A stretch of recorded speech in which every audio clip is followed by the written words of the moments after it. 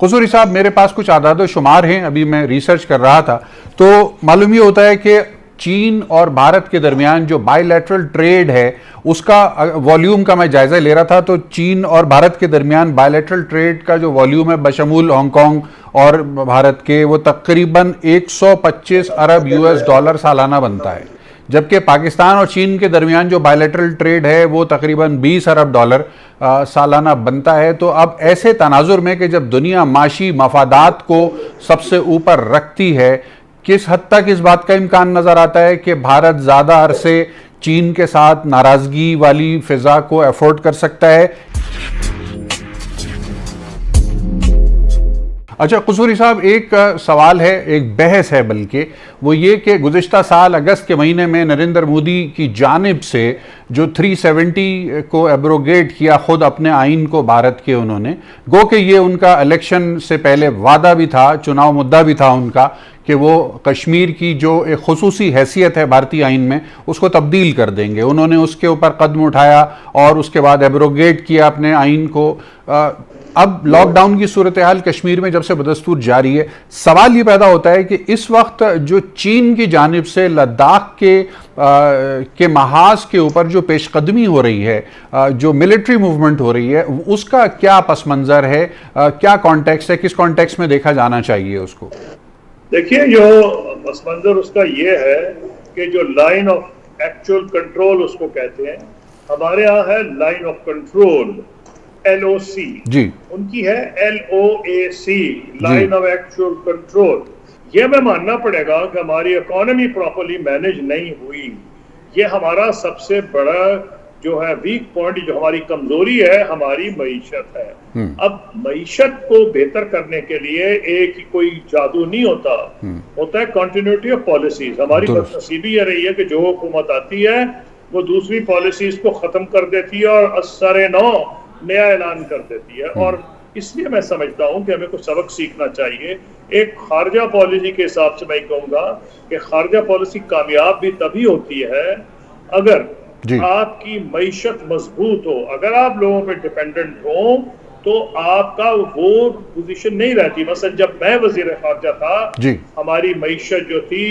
بہت تیزی سے بڑھ رہی تھی، ایک سال تو 8.6% بڑھی، اب تو رونا آتا ہے، اور چین کی اس سال 9.2% تھی۔ Second highest growth rate Pakistan کا تھا۔ اس وقت کہا یہ جا رہا تھا کہ N11 نیکسٹ 11 ایمرجنگ اکانومیز میں پاکستان آئے گا۔ پاکستان کی بات بہت عزت سے سنی جاتی تھی، لیکن آپ نے دیکھا جیسے ہم نے اپنی خرچیاں بڑھائیں اور کوئی حساب نہیں رکھا خرچ کا۔ آپ کے سامنے حالات ہیں، کرپشن کا نتائج ہیں، یا ہماری فضول خرچیاں آپ کہہ لیں، ہماری ترجیحات کا غلط تعین، کہ پھر ہمیں IMF کے پاس جانا پڑ گیا اور اپنا ہاتھ پھیلانا پڑا اپنے دوستوں کے سامنے۔ اس کا بہرحال ہم نے ایک قیمت ادا کی ہے، لیکن اس کا یہ مطلب نہیں کہ پاکستان کی جو کلیدی اہمیت ہے، یعنی کہ اس کا ایک اسٹریٹجک لوکیشن، اس کی ایک مضبوط فوج، اس کا واحد دنیا کی نیوکلیئر مسلم پاور ہونا، اس میں تو کوئی تبدیلی نہیں آئی۔ اور یہی وجہ ہے کہ آج پاکستان کی بات جو ہے بہت غور سے سنی جاتی ہے، اور میں یہ سمجھتا ہوں کہ ہمیں لیکن اپنی طاقت کو بڑھانا پڑے گا، خاص طور پر معاشی طاقت کو، کیونکہ معاشی طاقت کے بغیر خارجہ پالیسی میں اس قسم کی کامیابی، کئی لوگ کشمیر کے بارے میں بات کرتے ہیں، پاکستان کی آواز زیادہ بہتر طریقے سے سنی جائے گی اگر معاشی طور پر ہم مضبوط ہوں گے۔ صحیح۔ معیشت کے حوالے سے بڑی اہم آپ نے یہ باتیں اٹھائی ہیں۔ قصوری صاحب میرے پاس کچھ اعداد و شمار ہیں، ابھی میں ریسرچ کر رہا تھا تو معلوم یہ ہوتا ہے کہ چین اور بھارت کے درمیان جو بائی لیٹرل ٹریڈ ہے اس کا والیوم کا میں جائزہ لے رہا تھا، تو چین اور بھارت کے درمیان بائی لیٹرل ٹریڈ کا جو والیوم ہے بشمول ہانگ کانگ اور بھارت کے وہ تقریباً 125 ارب US ڈالر سالانہ بنتا ہے، جبکہ پاکستان اور چین کے درمیان جو بائی لیٹرل ٹریڈ ہے وہ تقریباً 20 ارب ڈالر سالانہ بنتا ہے۔ تو اب ایسے تناظر میں کہ جب دنیا معاشی مفادات کو سب سے اوپر رکھتی ہے، کس حد تک اس بات کا امکان نظر آتا ہے کہ بھارت زیادہ عرصے چین کے ساتھ ناراضگی والی فضا کو افورڈ کر سکتا ہے، یا عملی طور پر بھارت گھٹنوں پہ جاتا ہوا نظر آ رہا ہے آپ کو؟ دیکھیں چین کے بھی مفاد میں ہے چین کے بھی مفاد میں ہے کہ وہ بھارت سے جنگ نہ ہو. چین کی یہ کوشش ہے کہ بھارت سے جنگ نہ ہو. چین یہ نہیں چاہے گا کہ بھارت سے جنگ ہو, کیونکہ چین بھی یہ سمجھتا ہے کہ اس کی معیشت کو ایک دھکا لگے گا, اور وہ اس کی جو امیج انٹرنیشنل ہے وہ ایک پیس لونگ کنٹری کی ہے. تو میں نہیں سمجھتا کہ وہ چین ضرور لڑنے کے لیے وہ اپنے پر تول رہا ہے, لیکن جو ان کے پریزیڈنٹ کا بیان آیا ہے کہ اپنی فوج ان کی تیار رہے, وہ اس پس منظر میں آیا ہے جب پریزیڈنٹ ٹرمپ نے ایک قسم کی نئی کولڈ وار کا آغاز کر دیا ہے. تو اس وجہ سے ان کا بیان آیا ہے. میری ذاتی رائے میں یہ نہایت بے وقوفی ہوگی نریندر مودی صاحب کی اگر انہوں نے کوئی اس قسم کی غلط فہمی میں کہ امریکہ ان کی پشت پناہی کرے گا تو بہت ہی بلنڈر وہ کریں گے. میرا خیال ایسا بلنڈر وہ کریں گے نہیں, اگر کیا تو ہزیمت اٹھائیں گے. صحیح, یعنی کہ اس بات کا امکان آپ کو کم نظر آتا ہے کہ بھارت اور چین کے درمیان جو ایسکیلیشن ہے وہ کچھ زیادہ آگے بڑھے گی, کیونکہ جو بائی لیٹرل ٹریڈ ہے دونوں ممالک کے درمیان وہ بھی پیسیفائی کر دے گا ساری صورتحال کو. کشمیر کے اندر جو اس وقت صورتحال ہے, تقریباً 1 ملین 10 لاکھ کے قریب بھارتی فوجی وہاں پر تعینات ہیں. بظاہر ہر گھر کے اوپر ایک بھارتی فوجی کھڑا ہوا ہے اور وہ وہاں لوگوں کے اوپر ظلم کرنے کا سلسلہ ان کا جاری ہے. کیا وجہ ہے, آپ کی بڑی گہری نگاہ ہے تمام بین الاقوامی امور پہ اور خاص طور پر کشمیر کے حوالے سے تو آپ کا فوکس ہے, کیا وجہ ہے کہ ہمیں ایسا لگتا ہے, پاکستانیوں کو ایسا لگتا ہے کہ اقوام عالم بھارت کی جانب سے کشمیر میں کیے جانے والے مظالم کے اوپر بہت زیادہ توجہ نہیں دے رہے ہیں؟ دیکھیے, یہ ہماری اپنی غلط فہمی بھی ہے. اصل میں تو بات جو میں نے پہلے کہا, اگر ہم مضبوط ملک ہو معاشی طور پر, کیونکہ ملٹری تو ہم مضبوط ہیں, تو ہماری بات اور ہوگی. بھارت کو سب سے بڑا فائدہ اس کی منڈی کا ہے, اور اس میں آپ نے دیکھا کہ بہت سے ملک جو کہ بھارت سے تجارت کرتے ہیں لیکن وہ بھارت کی کشمیر پالیسی سپورٹ تو نہیں کر رہے. اور کشمیر کا مسئلہ جو ہے, باوجود اس کے کہ ان کی ٹریڈنگ ریلیشن شپ ہندوستان کے ساتھ ہے, یو اے ای ہے, سعودی عرب ہے, لیکن کوئی ان کی کھلم کھلا سپورٹ تو نہیں کر رہا. ہمیں گلہ ضرور ہے کہ ہمارے کئی مسلمان دوست جو ہیں جن سے ہماری توقع تھی یا OIC سے, ان کا وہ کردار نہیں رہا جیسے ہماری توقع تھی. وہ تو میں نے آپ کو فلسطین کا پہلے بھی ذکر کر دیا ہے.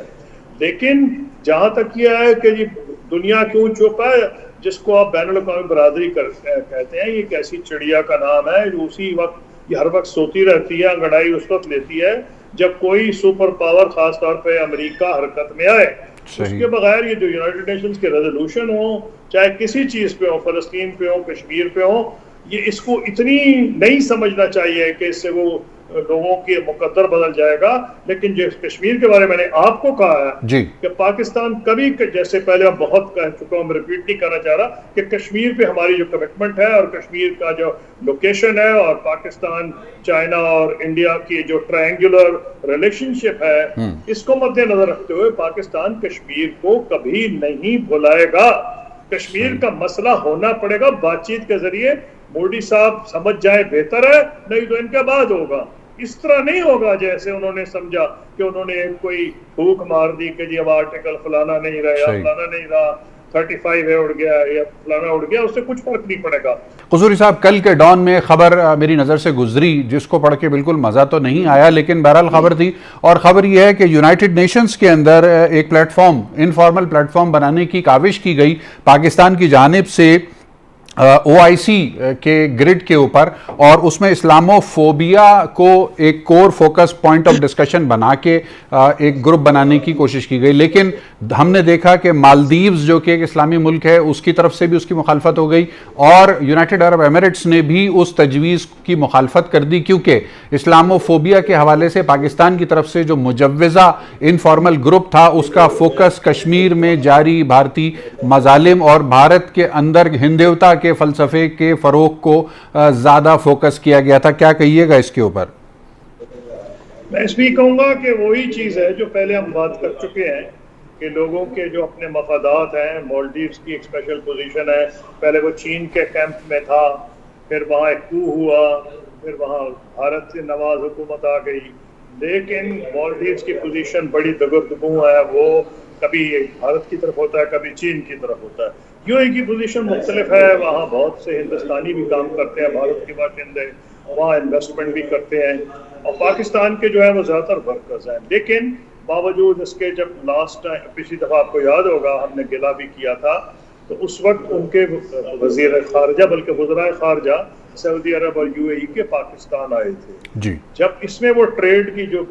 ہم نے پہلے بات کی ہمیں ماننی پڑے گی اس کی ایک حقیقت ہے. لیکن اس کا یہ مطلب نہیں ہے کہ بھارت کو ان کی طرف سے کوئی بڑی ڈپلومیٹک سپورٹ ملے گی. جب کشمیریوں کا معاملہ آیا تھا تو وہاں میڈیا نے اس کو کامنٹ کیا تھا باوجود اس کے کہ وہاں کا میڈیا زیادہ آزاد نہیں. اور ایک جو ریاست ہے اس نے تو سخت ان کی جو پرنسس ہے اس نے تو سخت اٹیک کیا تھا انڈینز پہ جنہوں نے کچھ غلط قسم کی ٹویٹس کی تھی کہ ٹھیک ہے یہ ہمیں ماننا پڑے گا کہ بھارت کے بہت سے باشندے وہاں موجود ہیں